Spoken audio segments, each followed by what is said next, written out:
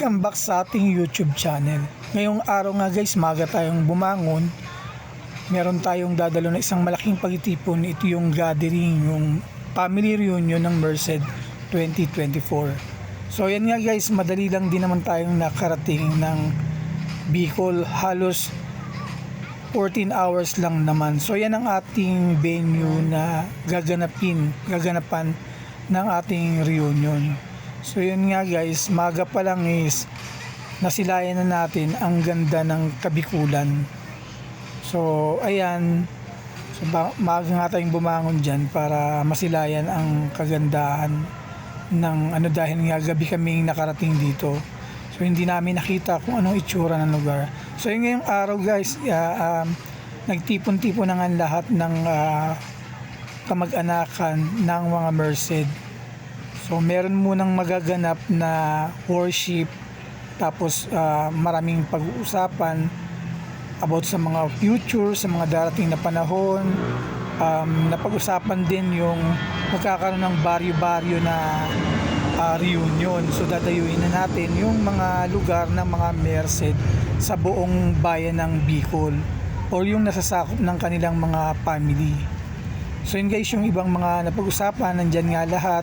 Nandyan din syempre yung sponsor ng family reunion, si Tia Vicky, pamangkin naman ng aming Lola Gloria. Tuloy-tuloy lang ang pag-uusap. So ayan na ngayon pa, halos excited nga sa iba pang mapag-uusapan o sa mga magaganap sa sunod na mga araw at mga panahon na darating. Yan nga, mapapansin natin guys sa iba-ibang mga kulay at nagpipresenta ng iba-ibang pamilya, iba-ibang mula sa iba-ibang angkan. Mapapansin natin yung yellow, blue, red, pink, fuchsia pink. So yan, pansin natin na yung mga oldies nandun sila sa harapan. Mas nakikilala pa ng mga matatanda kasi yung karamihan dito yung mga bata-bata pa hindi na halos pakilala ng mga ibang mga angkan nila. So hindi naman na nakapagkakilala ang bawat isa.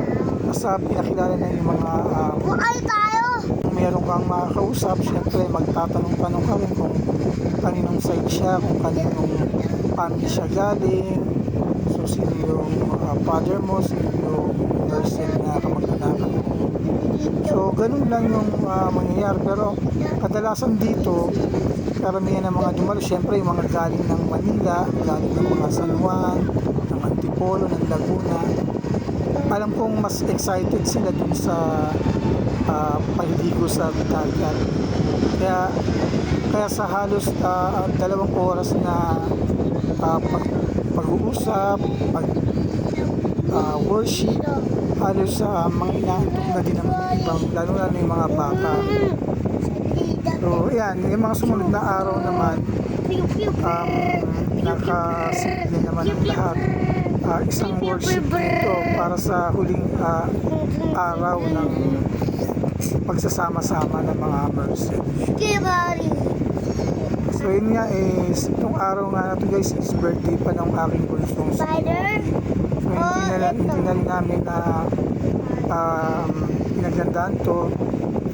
Dito na lang kami nakapokus sa reunion. So yun nga yung anak ni Ana Jane, si Daniela, siyam si Ana Jane. Yan pa yung mga tiya ng aking asawa na si Banji, yung aking biyanan, yung pinsan nila. Halos yan, mga magkakapatid naman yan. Pinamunuan ng pag-iinom naman ng isa nilang kapatid. So yan, masaya, nagsama-sama sila, nag-usap-usap. At least minsan na lang to sa isang taon na makapag-bandi. So yung unang araw guys, nakita naman natin yung ganda ng kagat ng Bicol na napakalinaw at crystal clear talaga sa linaw at ganda ng mga buhangin. Ang lawak ng karagatan ng Kabikulan. So yun guys, nakita natin. Sobrang ganda talaga, sa ma-amaze ka talaga Ayan naman yung ibang mga kabahayan dyan na napakaganda rin. Siyempre hindi tayo aalis ng huling araw, hindi tayo makakaligo ulit sa dagat, ano. So bago ang umuwi, siyempre kailangan natin sulitin kasi next year pa tayo makakabalik dito. Hindi natin alam kung makakabalik pa ba or ano, basta ganun, siguro kung magkaroon ng magkakataon. So siyempre sinulit na rin namin ng aming pamilya yung paglalakad-lakad dito sa tabing dagat, ano. Siyempre ito na lang naman yung pagkakataon na magsama-sama kami ng buong araw, ng mga ilang oras, kasi siguro pag nasa bahay tulog na lang, tapos yung isang anak ko halos hindi mo na rin makita sa buong araw kasi halos nasa labas na din naman. Din ako naman nasa trabaho lang din, so sa gabi lang din kami halos nagkakasama-sama. So ito yung buong araw namin, 4 na araw is nakapag-banding kami, magkakasama sa pagtulog, magkakasama sa pagkain. Tulad sa bahay, parang may maunang kumain, may nahuhuli, may sabay-sabay. So dito kahit paano, buong angkan is magkakasama-sama at magkakasabay-sabay sa pagkain, sa hapagkainan.